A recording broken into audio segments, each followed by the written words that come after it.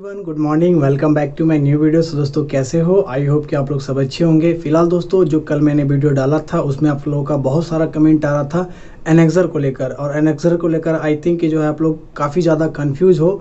तो आप लोग इस वीडियो के साथ बने रहना। इस वीडियो में टोटली मैं एनेक्सर को लेकर जो भी बातें हैं मैं आपको यहाँ पे क्लियर कर दूंगा, ठीक है। और जितने भी नए कैंडिडेट नई भर्ती के आप लोग वेट कर रहे हो तो भाई मेरे डॉक्यूमेंट से रिलेटेड आप लोग जो है अभी से ही बनवा लो, ताकि जो है आपको मेडिकल तक में जो है आपको कहीं से दिक्कत नहीं होगी। जैसे कि अभी आप लोग देख ही रहे हो कि 2021 वाले कैंडिडेट कितने ज़्यादा परेशान हो रहे हैं अपने कास्ट सर्टिफिकेट और डॉक्यूमेंट को लेकर, ठीक है। तो बने रहना गाइज मेरे वीडियो के साथ। तो चलिए वीडियो को हम लोग स्टार्ट करते हैं। और जिन्होंने चैनल को सब्सक्राइब नहीं किया सो प्लीज़ चैनल को सब्सक्राइब करके बेल आइकन को प्रेस कर लो, ताकि जो है आपको हर एक जानकारी ऑथेंटिक मिल सके, ठीक है। तो चलिए बिना किसी देरी के हम लोग वीडियो को शुरू करते हैं। सो दोस्तों जितने भी नए कैंडिडेट एसएससी जीडी 2022 वाली भर्ती के लिए आप लोग वेट कर रहे हो और आपको तलाश है कुछ ऐसे बुक की जो कि आपके लिए बेस्ट बुक हो सकता है, तो आपके लिए गाइज एग्जाम अग्रवाल कार्ड का जो है आपको एसएससी जीडी का ऑल इन वन बुक है, जिसमें कि आपको सारे सब्जेक्ट आपको मिल जाएंगे, चाहे आपका हिंदी हो, इंग्लिश हो, जीके हो, मैथ हो, रीजनिंग हो, ठीक है। और सारे सब्जेक्ट का जो है हर एक टॉपिक का अच्छे से डिटेल वाइज आपको यहाँ पे इस बुक में दिया गया है, जिससे कि आपको कोई दिक्कत नहीं होगी समझने में, ओके। तो अगर आप नए कैंडिडेट हो और एसएससी जीडी की तैयारी करना चाहते हो तो ये बुक आपके लिए बेस्ट बुक होगा अग्रवाल एग्जाम कार्ड का, ठीक है। लिंक डिस्क्रिप्शन बॉक्स में मिल जाएगा, मैंने आपको स्क्रीन पे उसका तस्वीर भी दिखा दिया है, ठीक है। तो लिंक आपको डिस्क्रिप्शन बॉक्स में मिल जाएगा, वहाँ से जाके आप उसे देख लेना, ओके। तो चलिए दोस्तों अब हम बात कर लेते हैं। यहाँ पे सबसे बड़ा जो टॉपिक है आप लोगों का एनेक्सर को लेकर कन्फ्यूजन है, तो यहाँ पे आपको क्लियर हो जाएगा। तो देखो मेरे भाई, एनेक्सर आपका 5, 6 और 7, 5 आपका SC/ST के लिए, 6 आपका OBC के लिए, और जो आपका 7 है वो आपका EWS के लिए है, ठीक है। तो देखो एनेक्सर वर्ड से आप लोग डरो मत, नहीं कंफ्यूज हो, ठीक है। एनेक्सर अगर आप लोग देखोगे एनेक्सर 5, तो 5 में जो सर्टिफिकेट आपको एनेक्सर में दिया हुआ है वो आपका सेंट्रल लेवल का ही फॉर्मेट दिया हुआ है, ठीक है। और उसी का नाम आपका उस पेज का एनेक्सर 5 लिखा हुआ है, तो इससे घबराने वाली बात नहीं है आप लोगों को। तो जो भी SC/ST वाले कैंडिडेट, अभी तो फिलहाल SC/ST कैंडिडेट का ही मेडिकल चल रहा है, तो आप लोग का जो सर्टिफिकेट होना चाहिए, जो आपका कास्ट सर्टिफिकेट है, वो आपका एनेक्सर के हिसाब से होना चाहिए, यानी कि सेंट्रल वाला फॉर्मेट होना चाहिए, ठीक है। और उसका जो लेवल होगा वो आपका SDO DM ये लेवल तक का जो है आपका वो सर्टिफिकेट चलेगा, ठीक है। अगर मैं डोमिसाइल की बात करूँ तो सभी कैंडिडेट, चाहे आपका EWS हो, OBC, SC/ST या फिर जनरल, तो डोमिसाइल सर्टिफिकेट जो आपका होना चाहिए वो आपका SDO लेवल या फिर DM लेवल का होना चाहिए, ठीक है। CO लेवल का नहीं चलने वाला, आप लोग क्लियर बात समझ लो। तो जो डोमिसाइल सर्टिफिकेट होगा वो आपका SDO लेवल का होना चाहिए, ओके। तो डोमिसाइल की बात यहाँ पे क्लियर हो गई। एनेक्सर 5 की बात अगर SC/ST की है तो वो मैंने क्लियर कर दिया। और अब हम बात करते हैं OBC की। तो देखो गाइज, OBC में क्या है ना कि एनेक्सर 6 में जो आपका वो फॉर्मेट दिया हुआ है उस फॉर्मेट पे आपका होना चाहिए, ठीक है। वैसे आप लोग सेंट्रल लेवल का जो है OBC बनवा के रखे हो तो अच्छी बात है, आप उसे वो जो रूल रेगुलेशन है उसमें आपका सेंट्रल लेवल का वो आप उसे मिला लेना, ठीक है। तो कहीं आप हर स्टेट में अलग अलग तरीके से जो है आपका वो सर्टिफिकेट बनता है, कहीं आपका ऑनलाइन बनता है तो कहीं आपका ऑफलाइन बनता है, ठीक है। तो अगर आपके पास सेंट्रल सर्टिफिकेट है तो कोई दिक्कत नहीं है, लेकिन अब अगर अभी तो फिलहाल SC/ST का चल रहा है, उसके बाद अगर आपका हो सके तो OBC का चलेगा।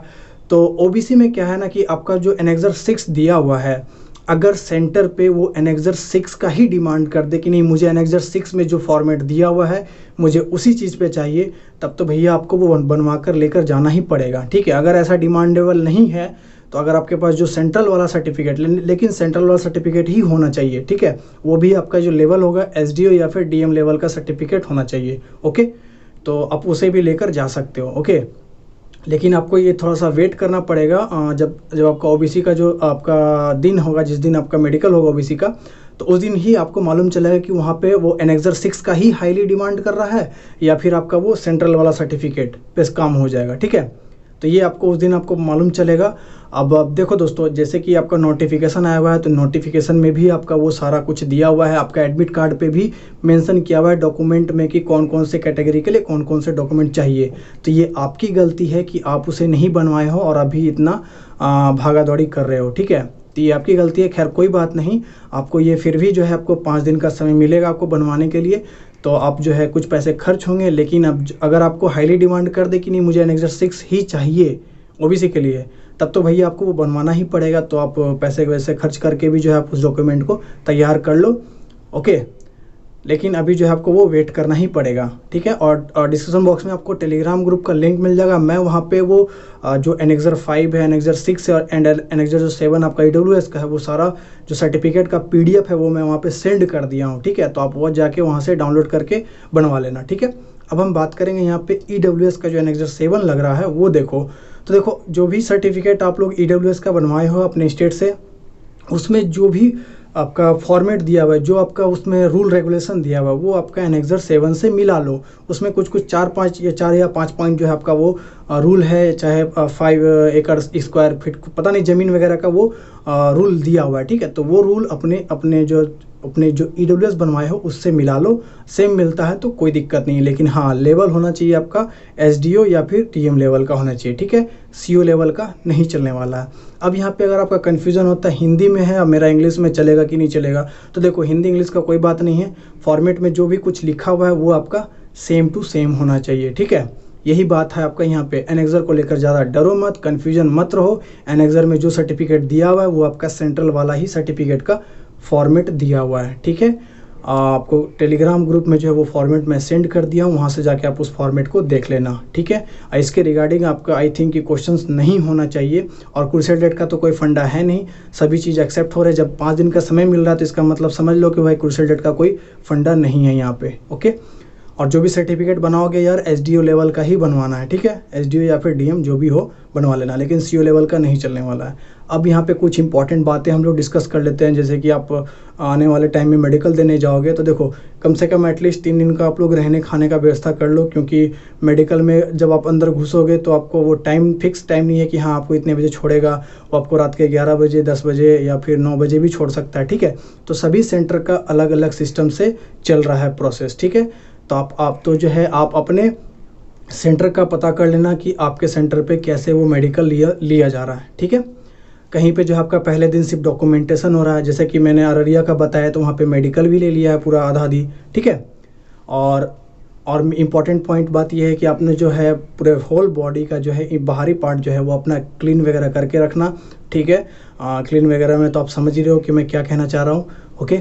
अपना नोज़ वगैरह भी साफ़ करवा लेना। अपना जो ईयर में जो वैक्स होता है वो भी आपका क्लीन करवा लेना, यानी कि जब आपका वो टॉर्च मार के चेक करेगा आपका पर्दा वगैरह तो वो क्लीन दिखना चाहिए, ठीक है।